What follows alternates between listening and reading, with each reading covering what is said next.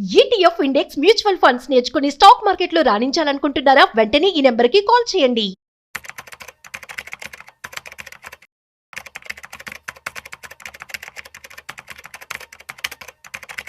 నమస్తే, welcome back to Suman TV. Present మనతో పాటు ఉన్నారు స్టాక్ మార్కెట్ అనలిస్ట్ సుందరామ్ రెడ్డి గారు.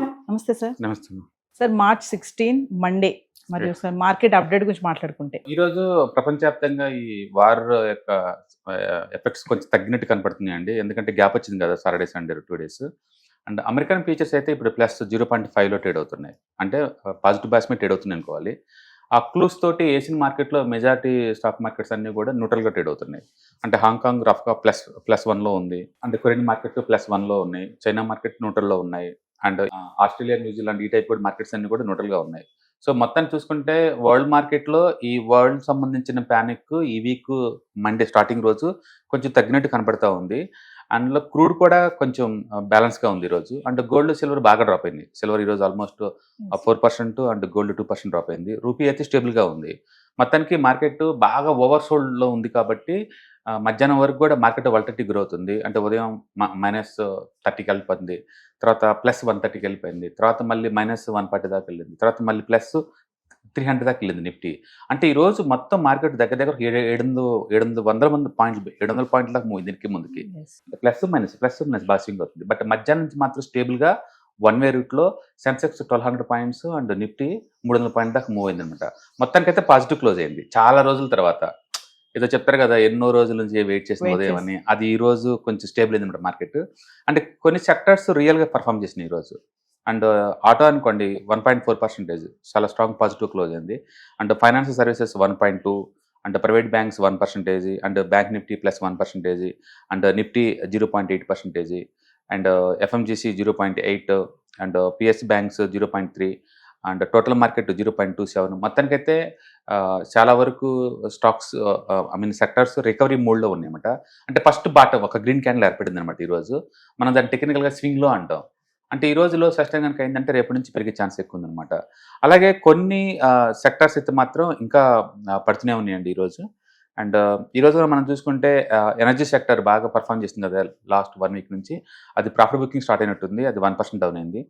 అండ్ ఫార్మా 1.2% డౌన్ అయింది. అండ్ సిపిఎస్సి 1% డౌన్ అయింది. And health care index, and real estate, oil and gas ఇవన్నీ కూడా ఆల్మోస్ట్ 1.5% అలా డౌన్ అయింది అనమాట. కొన్ని సెక్టర్స్ ఇంకా రికవరీ మూడ్ అవ్వలేదు, కొన్ని అయితే బాగా అయింది. ఎందుకంటే పవర్ అండ్ ఫార్మా ఇవన్నీ ఏంటంటే లాస్ట్ కపుల్ ఆఫ్ డేస్ బాగా మూవ్ అయింది అనమాట. అందుకని వీటిలో ప్రాఫిట్ బుక్ చేసుకుంటూ ఆటోమొబైల్ బాగా డిస్కౌంట్లో ఉన్నట్టు షిఫ్ట్ అయినట్టు ఉంది. మొత్తానికైతే లిటరల్లీ ఒక 10 డేస్ తర్వాత అంటే మార్కెట్ క్లోజింగ్ బేస్ మీద అంటే స్ట్రాంగ్ గ్రీన్లో క్లోజ్ అవటం అనేది ఫస్ట్ టైం అనమాట. అంటే బహుశా నిఫ్టీ బాటమ్ అవుట్ అయిపోయింది అనుకోవచ్చు.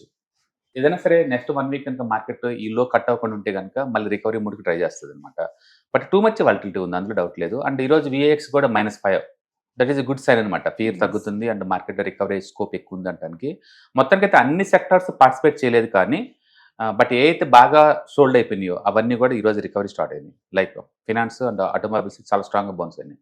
అంటే వార్ స్టార్ట్ అయినప్పటి నుంచి ఈ రోజు మార్కెట్ బాగుంది అంటున్నారు. డెఫినెట్గా ఈ 15 డేస్లో మరీ వన్ వే డైరెక్షన్. ఎందుకంటే పెయిన్ భరించలేము ఆల్మోస్ట్ అండ్ 15 డేస్లో మోర్ దెన్ 10% బట్టి సెక్టర్స్ అన్నీ ఉన్నాయి.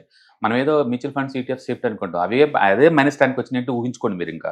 అంటే స్టాక్ స్పెసిఫిక్ యాక్షన్ ఏ విధంగా వచ్చిందో. అంటే ఈరోజు ఐడిబిఐ బ్యాంక్ అయితే 18%, గవర్నమెంట్ అమ్ముదాం అనుకుంటే ఎవరు కొనేవాళ్ళు లేక బిడ్స్ లోయెస్ట్లో పడ్డాయి అని చెప్పేసి 18% డౌన్ అయింది. అంటే సింగిల్ డేకే స్టాక్స్ అంతగా వాలటిలిటీ గ్రో అవుతుంది ఈ రోజుల్లో.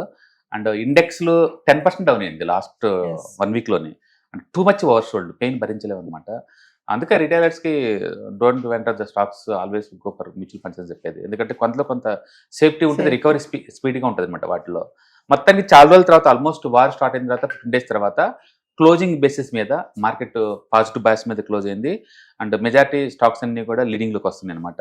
బహుశా ఈ రోజు లో కనుక బ్రేక్ డౌన్ కాకుండా ఉంటే మార్కెట్ రేపటి నుంచి ఎంతకంత రికవరీ ఎక్స్పెక్ట్ చేయొచ్చు. Again depending upon the world markets, ఎందుకంటే ఎప్పుడు ఎలాంటి న్యూస్ వస్తే మనకు తెలియదు కదా. ఇప్పుడు ఎవరికి ఏంటంటే గల్ఫ్లో లేటెస్ట్ డెవలప్మెంట్ ఏంటంటే సౌదీ అరేబియా వాళ్ళు రెడ్ సీ నుంచి ఎక్స్పోర్ట్స్ బీన్ చేశారు. అంటే ఆయిల్ కంప్లీట్గా బ్లాక్ అవుట్ అంటే ఉండదు అనమాట. ఆయిల్ ఈ వైపు నుంచి ఎక్స్పోర్ట్స్ బిగించేశారు కాబట్టి. ఇంతకుముందు ఆల్మోస్ట్ ఒక 30 years బ్యాకే వాళ్ళు అటు చివరి నుంచి ఇటు చివరికి 1200 kilometerల వరకు ఆయిల్ పైప్ లైన్లు వేసుకున్నారు. ఏదో రోజు ఫ్యూచర్లో పనికి వస్తుంది కదా అని చెప్పేసి. అది ఇప్పుడు పనికి వచ్చిందన్నమాట వాళ్ళకి. అందుకని ఆయిల్ మొత్తం లేదు, ఇటు రెడ్ సీకల్ని డంప్ చేసి ఇటు నుంచి ఎక్స్పోర్ట్ చేస్తున్నారు వాళ్ళు. కాబట్టి ఎంతకంత ఆయిల్ బీన్ అవుతుంది. అండ్ వరల్డ్ వైడ్గా G7 కంట్రీస్ వాళ్ళు కూడా ఆయిల్ అమ్ముతున్నారు కాబట్టి మొత్తం మీద ఆయిల్ ప్రెజర్ తగ్గిద్ది. బట్ స్టిల్ ఇండియాలో అయితే గ్యాస్ ప్రెజర్ అయితే ఇంకా ఉంటుంది. ఎందుకంటే గ్యాస్ ఇండియాలో నిల్వలు లేవు. ఏ రోజు షిప్ ఆ రోజు వస్తేనే. కాబట్టి వాటికైతే ప్రెజర్ ఉంటుంది. జనం ఏంటంటే సైకలాజికల్గా గ్యాస్ షార్టేజ్ అనేసరికి హోటల్ అన్ని క్లోజ్ చేసేసరికి కళ్ళ ముందు క్లియర్ కనపడుతుంది కదా గ్యాస్ షార్టేజ్ అని. దానివల్ల బిజినెస్లు ఎఫెక్ట్ అవుతాయి అని చెప్పేసి దారుణంగా పడగొట్టారు. యాక్చువల్ ప్రపంచంలో మన మార్కెట్ పడ్డంత దారుణంగా ఏ మార్కెట్ పడలేదు. యుద్ధం జరిగే ఇజ్రాయెల్ మార్కెట్ కూడా ఆల్ టైమ్ హై దగ్గరలో ఉంది. యుద్ధంలో పార్టిసిపేషన్ అమెరికన్ మార్కెట్ కూడా 4% డౌన్ అయింది. మన అలా కాదు, 1 week లిటరల్లీ 10% దాకా డ్రాప్ అయింది అనమాట. టూ మచ్ ఓవర్సోల్డ్ కండిషన్లో ఉంది మార్కెట్. ఎంతకంత రికవరీ మనం ఎక్స్పెక్ట్ చేయొచ్చు.